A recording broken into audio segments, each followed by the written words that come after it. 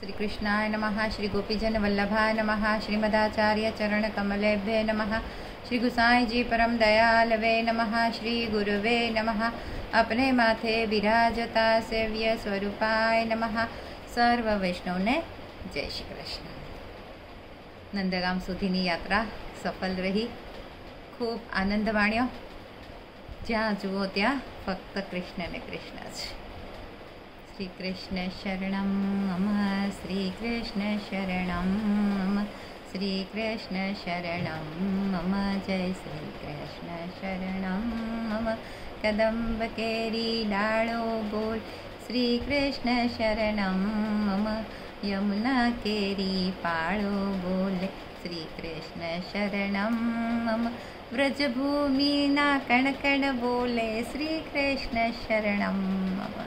વહેલી સવારે ધૂન ગાતા ગાતા ગાતા યાત્રા આગળ પ્રયાણ કરે છે કોશી તરફ જવા માટે. કોશી આ મુખ્ય સ્થાન છે. મથુરાથી દિલ્હી જવાવાળા રોડ પરનું આ મુખ્ય મોટું ગામ છે, એટલે પણ આનું મહત્ત્વ ઘણું છે. અને વ્રજમાં બધા જ તીર્થોનો નિવાસ છે. એનો સંદર્ભ આપણે પહેલાંના પણ ઘણા બધા વિડીયોમાં જોયો જ છે.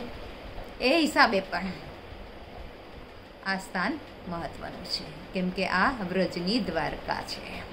વ્રજમાં ગંગોત્રી છે, યમનોત્રી છે, કેદારનાથ છે, બદ્રીનાથ છે, પ્રયાગરાજ છે, એવી રીતે આ દ્વારકાપુરી પણ છે. આ કોશીનું મૂળ પ્રાચીન નામ જે છે એ કુશસ્થળી, અને પછી અપભ્રંશ થતાં કોશી એવી રીતે થઈ ગયું. અને આ સ્થાનથી આજુબાજુના જે સ્થાન છે કોટવન, શેષશાહી અને બેઠક, આ બધી જગ્યા પર પણ યાત્રાળુઓને જવું હતું. ત્યાંના બધાના મંદિરોના દર્શન કરવા હતા. એટલે આપશ્રીની આજ્ઞા લેવા માટે બધા ગયા, અને મહારાજશ્રીની આજ્ઞાથી બધે એ લોકોએ પણ સ્થાનને વિઝિટ કરી. પછી ત્યાંથી જ્યારે આગળ જઈએ છીએ તો અહીંયા માયાકુંડ, વિશાખા કુંડ, ગોમતી કુંડ આવા કુંડો પણ છે. ગોમતી કુંડની ઘાટ પર ગિરિરાજી બિરાજે છે, એટલે ગિરિરાજીનું પણ ત્યાં એક સ્થાન બનાવવામાં આવેલું છે. અને મથુરાના જે પુરુષોત્તમ લાલજી મહારાજ છે એમની પણ બેઠક જે આ સ્થાન પર આવેલા છે. ગામમાં દાઉજી અને સત્યનારાયણના બે મુખ્ય મંદિર છે. અને ડોલ અને દશેરા આ બે ઉત્સવ વખતે મોટો મેળો અહીંયા ભરાય છે. દર વર્ષે મોટો મેળો હોય છે.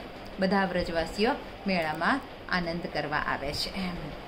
અને દશેરાને દિવસે રાવણનો વધ પણ કરવામાં આવે છે.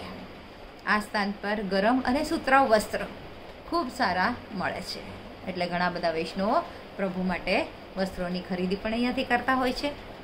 હવે આ કોશી સ્થળની જે ખાસ રહસ્ય લીલા છે એ આપણે ટૂંકમાં જોઈએ તો એક વખત સૂર્યગ્રહણ વખતે દ્વારિકાથી પ્રભુ પોતાના આખા પરિકર સહિત, એટલે કે 16,108 રાણીઓ અને એ સિવાયનો બીજો બધો પરિકર બધા સાથે અહીંયા કુરુક્ષેત્રમાં પધાર્યા. અને વ્રજમાંથી બધા વ્રજ ભક્તો રાધા સહિત આ સ્થાન પર પધાર્યા. અને રૂક્મિણીજી અને રાધાજીનો સામસામે મેળાપ થયો. હવે એક તરફથી રાધાજીએ ઠાકોરજીનો હાથ પકડ્યો અને બીજી તરફથી રૂક્મિણીજીએ ઠાકોરજીનો હાથ પકડ્યો. હવે રૂક્મિણીજીના મનમાં થોડોક વહેમ હતો, થોડીક આમ આશંકા આવી કે આ રાધાજી મારા પ્રભુને ત્યાં પોતાની તરફ ખેંચી જશે. એટલે રૂક્મિણીજી પ્રભુને પોતાની તરફ વધારે ખેંચવાની કોશિશ કરે છે. હવે પ્રભુ તો અંતર્યામી હતા, બંનેના મનનો ભાવ તો જાણી જ ગયા હતા. એટલે પ્રભુએ એક સુંદર લીલા કરી. પોતે પ્રભુ દ્વિરૂપ એટલે બે રૂપ ધારણ કર્યા.